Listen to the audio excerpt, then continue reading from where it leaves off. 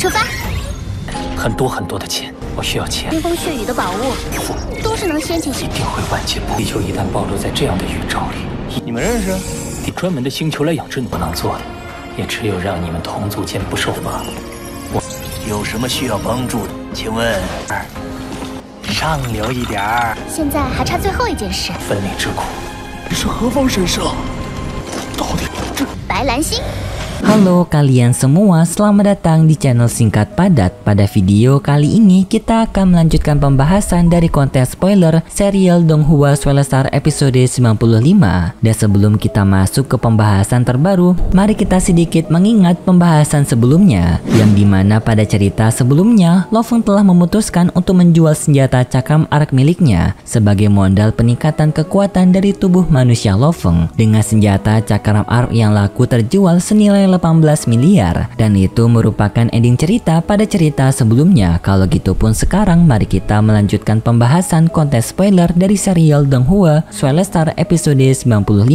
Cerita ini berlanjut setelah Lo Feng menjual senjata cakram arknya dengan senilai 18 miliar Black Dragon Mountain. Tetapi sebelum mereka bisa memberikan uangnya kepada Lo Feng akan dibuatkan kartu bank terlebih dahulu, yaitu Bank Alam Semesta Universe. Kartu bank ini bukan kartu keanggotaan resmi dari Bank Universe, tetapi hanya sekedar menampung uang sementara atas penjualan senjata cakram ark. Setelah Lo Feng menyelesaikan penjualannya, Lo Feng merasa lebih lega. Walaupun ia kehilangan salah satu senjata overpowerednya, tetapi dirinya sekarang memiliki modal yang sangat banyak untuk melanjutkan latihannya. Dan 18 miliar Black Dragon Mountain sendiri merupakan jumlah uang yang sangat banyak, walaupun tidak bisa membantu peningkatan tanduk emas, tetapi jika dijumlahkan uang ini dibandingkan dengan uang milik Gao Shen dan juga Weilan sebelumnya, maka kemungkinan mereka tidak memiliki uang sebanyak ini. Lo Feng sendiri telah berniat menggunakan uang ini untuk meningkatkan kekuatan dari tubuh manusianya. Seminimal mungkin Lo Feng harus bisa segera sampai di level bintang agar dirinya bisa mengambil tabungan milik Tuan Huyanbo. Lalu sebelum Lo Feng pergi meninggalkan toko harta karun, sang pemilik toko bertanya kepada Lo Feng, apakah Lo Feng tidak ingin membeli barang-barang milik mereka. Babata menyarankan kepada Lo Feng untuk membeli harta peningkatan kekuatan bernama Jet Marrow. Harta ini merupakan salah satu harta berharga untuk peningkatan bagi seseorang ranah Star Travel. Jika Lo Feng mengonsumsi harta ini, maka peningkatan Lo Feng akan jauh lebih cepat dibandingkan hanya menggunakan kristal muya saja. Lo Feng yang mendengar itu pun setuju dengan Babata. Lo Feng membeli harta Jet Marrow sebanyak 30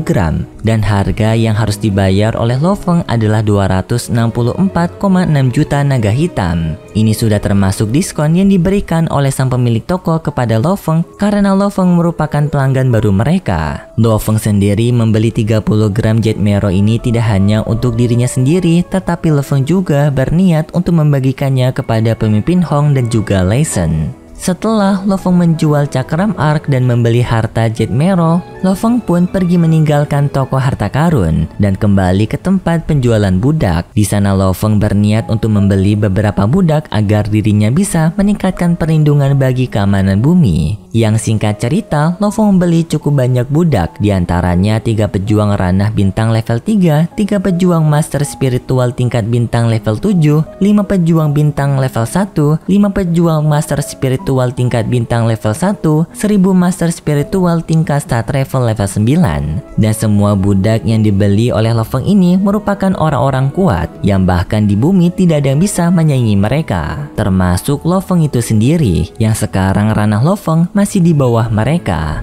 Semua itu Lo Feng dihargai senilai 5 miliar Black Dragon Mountain. Bisa terbilang harga yang sangat cocok dan menjanjikan. Walaupun di sini uang Lo Feng langsung ludes 5 miliar, tetapi harga ini merupakan harga yang sangat menguntungkan kedua belah pihak, terutama bagi Lo Feng karena di sini Lo Feng mendapatkan diskon lagi senilai 9%. Namun sebelum Lo Feng bisa menyelesaikan transaksinya secara full, Lo Feng hanya akan membayar deposit terdahulu senilai 100 juta naga hitam karena Lo Feng Feng masih ada urusan untuk pergi ke Akademi Ganwu untuk mendaftar. Kemudian Lo Feng dan Babata pergi ke tempat perguruan Ganwu, yang dimana tempat ini masih berada di kota Dragonstar. Jadinya tidak terlalu jauh dari keberadaan Lo Feng sebelumnya yang berada di pasar budak. Lo Feng melihat jika perguruan Ganwu ini merupakan tempat yang sangat luas, bahkan bisa menyamai satu kota. Bisa dibilang tempat dari Akademi Ganwu ini merupakan kota di dalam kota. Babata menjelaskan kepada Lo Feng kalau Akademi Ganwu ini merupakan tempat yang sangat laris dalam penerimaan murid mereka, karena cara masuknya sangat simpel, tidak ada ujian merepotkan. Persyaratan hanya satu, yaitu mereka harus berada di ranah paling kecil Star Travel untuk bisa masuk. Jadinya Lo Feng sekarang bisa masuk ke sini tanpa adanya hambatan. Babata juga memberitahu tingkat murid di Akademi Ganwu ini dimulai dari yang pertama. Bagi seseorang yang ranahnya masih Star Travel, ia akan menjadi murid biasa. Lanjut, bagi mereka yang ranahnya sudah mencapai bintang, maka mereka akan menjadi murid elit, mendapatkan hak istimewa yang lebih banyak daripada murid Star Travel. Dan lanjut, bagi mereka yang telah masuk ke ranah Domain Master, penguasa sektor dan abadi, maka mereka akan menjadi pasukan khusus dari Akademi Ganwu. Mereka akan mendapatkan gelar yang tinggi dan banyak koneksi ke orang-orang kuat lainnya dari Akademi Ganwu. Hal ini merupakan impian semua murid dari Akademi Ganwu. Mereka akan mendapatkan sebuah pin yang bentuknya seperti daun emas sebagai bentuk penghargaan. Untuk Tuan Huyambo sendiri, ia merupakan seorang abadi yang juga telah mendapatkan gelar khusus dari para jurid Ganwu. Tetapi sayangnya Tuan Huyambo bukanlah orang yang suka berkomunikasi ataupun berkumpul. Ia merupakan orang yang lebih suka menyendiri. Jadinya Tuan Huyambo tidak benar-benar memanfaatkan gelarnya sebagai pasukan khusus, membuat Tuan Huyambo lebih mudah diincar oleh para pembunuh hebat. Dan Tuan Huyambo tidak mendapatkan bantuan dari siapapun karena memang ia tidak mau dibantu dan lebih memilih untuk berjuang sendiri. Babata sangat menyayangkan sifat dari tuannya ini. Jika saja ia merupakan orang terbuka dan mau berteman dengan anggota pasukan khusus Ganwu lainnya, maka kemungkinan sekarang Tuan Huyambo masih hidup. Babata merasa sedih mengingat hal ini. Kemudian pun Lo Feng pergi mendaftar di Akademi Ganwu tersebut, dan benar perkataan Babata tadi, jika mendaftar di perguruan Ganwu ini sangatlah mudah. Lo Feng hanya perlu memberikan kartu identitas kewarganegaraannya yang berasal dari Black Dragon Mountain, dan juga Lo Feng harus membayar biaya masuk senilai 800 koin naga hitam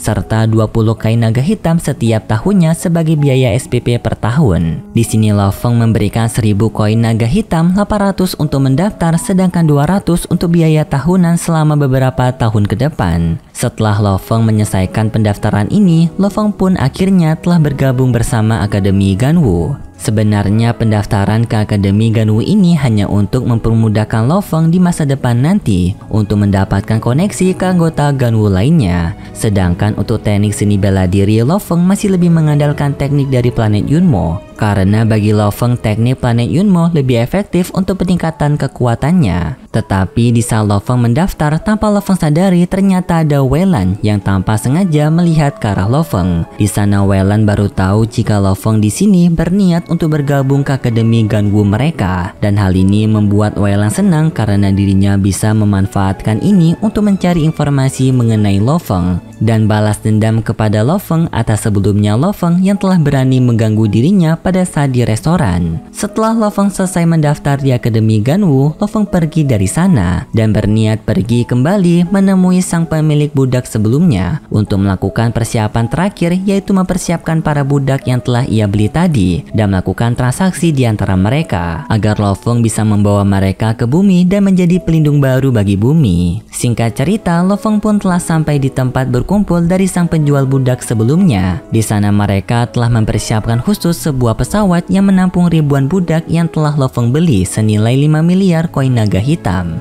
Sang penjual budak itu sangat menghargai Lo Feng karena transaksi 5 miliar koin naga hitam termasuk sebuah transaksi yang sangat tinggi nominalnya. Di antaranya Lo Feng membeli 16 pejuang bintang. Ini merupakan total keseluruhan dari prajurit bintang tersebut, yang di dalamnya tingkat tingkatan mereka bervariasi, ada tingkatan 7, 3, dan 1, serta adanya master spiritual. Sedangkan untuk pejuang star travel, Lo Feng memesannya sampai ribuan budak. Jadi sang pemilik budak menyampaikan jika proses dari transaksi mereka ini akan berjalan cukup lama karena jumlah budak yang dibeli oleh Lo Feng yang sangat banyak. Tetapi sang pemilik budak berjanji kepada Lo Feng jika para budak yang telah dibeli oleh Lo Feng ini tidak akan pernah diambil kembali oleh mereka, karena setelah Lo Feng membeli maka mereka akan mematuhi perintah Lo Feng seterusnya, tidak akan pernah mau berkhianat kepada Lo Feng, bahkan bagi mereka yang telah menjualnya kepada Lo Feng. Kemudian Lo Feng dan penjual budak masuk ke dalam pesawat angkutan para budak. Di sana Lo Feng melihat begitu banyak para budak yang telah ia beli, 1000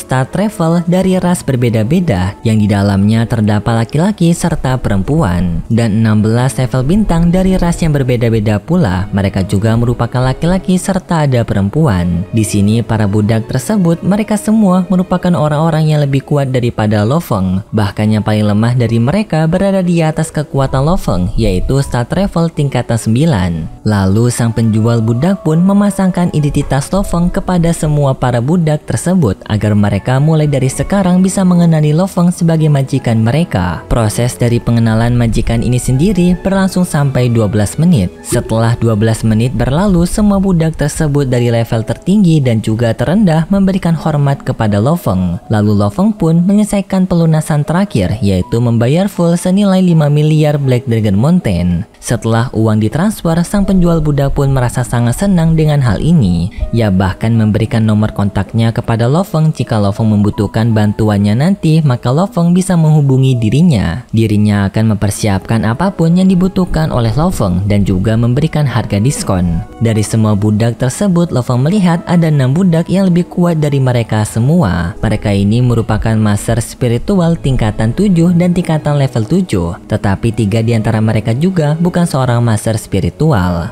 dan mereka menjadi pelindung utama Lo Feng. Tidak jauh dari sana, para budak yang berada di ranah star travel mulai berbisik satu sama lain. Di sini mereka penasaran apakah majikan baru mereka ini merupakan orang baik ataupun jahat. Mereka sangat berharap majikan mereka merupakan orang yang dapat memberikan kehidupan yang baik kepada mereka. Walaupun di sini mereka merupakan seorang budak, tetapi mereka merupakan seseorang yang masih memiliki kesadaran diri dan juga jiwa. Sama seperti Sasha sebelumnya memiliki kesadaran diri dan juga perasaan. Tetapi mereka tidak pernah berkhianat kepada majikan mereka kecuali jika mereka bisa menerobos ranah master domain. Baru itu berbeda cerita. Lalu Lo Feng pun bersiap-siap untuk pergi meninggalkan planet Dragonstar. Di sana Lo Feng bertemu kembali dengan sang penjaga parkir sebelumnya. Sang penjaga parkir itu sangat kaget melihat budak-budak yang dimiliki oleh Lo Feng yang sangat banyak, dari tingkatan bintang sampai star travel. Hal ini membuat sang penjaga parkir merinding dengan pasukan sekuat ini. Kemungkinan untuk Lo Feng bisa menguasai sebuah planet normal sangatlah mudah dengan pasukan sebanyak itu. Lalu Lo Feng pun bersama para budaknya pergi meninggalkan planet Dragonstar menggunakan kecepatan cahaya sampai mereka memasuki ruangan gelap kembali. Lo Feng lagi-lagi menemui ke-6 budaknya yang sangat kuat, yang dimana mereka ini berasal dari ras Meng. Lo Feng bertanya mengenai nama mereka, tetapi nama mereka ini ternyata sangat sulit sekali untuk bisa disebutkan oleh Lo Feng. Sebagai contoh, ada dari mereka yang bernama Aibalas Hadeniena Disdasia. Lalu ada Witianchi Kedenish Shentulade. Nama mereka susah sekali untuk bisa disebut. Jadi untuk mempermudahkan Lo Feng memanggil mereka dengan sebutan angka dari ras keluarga mereka, seperti Meng 1 sampai Meng 6. Untuk Meng 3 dan juga Meng 6 merupakan wanita, sisanya merupakan laki-laki. Kemudian Lo Feng menyuruh kepada mereka untuk pergi beristirahat. Mereka pun menuruti perintah Lo Feng dan sekarang hanya tersisa Lo Feng dan juga Babata di sana. Lo Feng dan Babata membicarakan tentang pembentukan markas pribadi untuk mereka yang baru, yang dimana sekarang mereka sepertinya tidak bisa menggunakan planet bumi sebagai markas utama mereka terus-menerus, karena hal tersebut bisa membuat bumi menjadi planet terbuka dan lokasinya ketahuan oleh para pihak alam semesta lain. Jadinya di sini mereka harus membuat markas kedua sebagai tempat pengalihan agar bumi tidak ketahuan, sekaligus juga menjadi tempat penyimpanan untuk stok logam-logam yang akan mereka beli. Untuk untuk peningkatan kekuatan dari tanduk emas. Di sini Babata telah menemukan planet yang cocok. Planet itu terletak di bintang Bailan yang jaraknya tidak jauh dari bumi. Bisa dibilang mereka hanya perlu menempuh perjalanan sehari untuk bisa sampai dari bumi ke tempat planet Bailan ini. Di sana Babata telah menemukan sebuah gedung besar dengan panjang 98 km dan lebar 61 km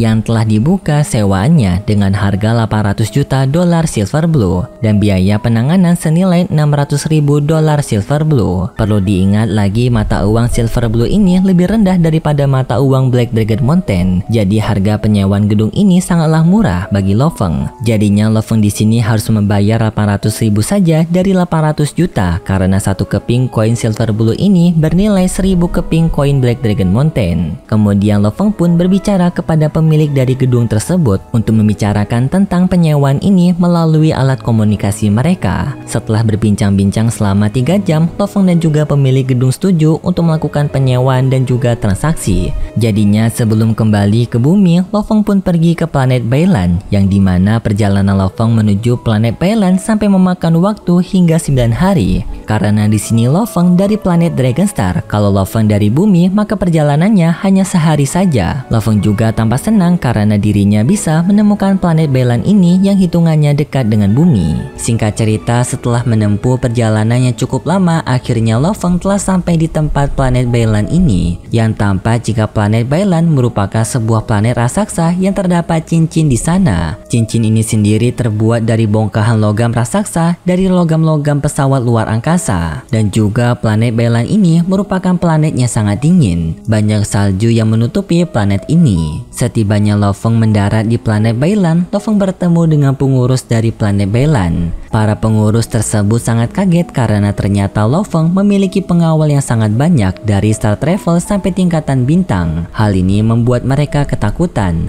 karena tadi Lo Feng telah berbicara dengan pengurus planet Bailan, jadinya sekarang Lo Feng hanya perlu memperlengkap dokumen sewa dari administrasinya. Di sana Lo Feng juga bertanya kepada sang pemilik gudang apakah di planet ini terdapat tempat tinggal yang besar, karena bagi Lo Feng planet Bailan ini merupakan markas keduanya dan untuk markas kedua artinya Lo Feng juga membutuhkan tempat istirahat di sini. Pemilik gudang memberitahu kalau mereka memiliki beberapa villa dan juga kastil yang dapat disewa oleh Lo Feng. Lo Feng pun memutuskan untuk menyewa kastil sebanyak 2 buah karena Lo Feng membutuhkan tempat yang besar agar para budaknya bisa beristirahat juga di tempat ini. Mendengar hal itu pun membuat para pekerja yang berada di sana kaget karena orang terkaya di planet Bailan sendiri mereka sangat sedikit sekali yang mampu membeli kastil di sini. Tetapi Lo Feng justru membelinya 2. Apalagi di sini Lo Feng akan membelinya menggunakan koin Black Dragon Mountain. Jadinya Lo Feng juga mendapatkan diskon sebanyak 9%.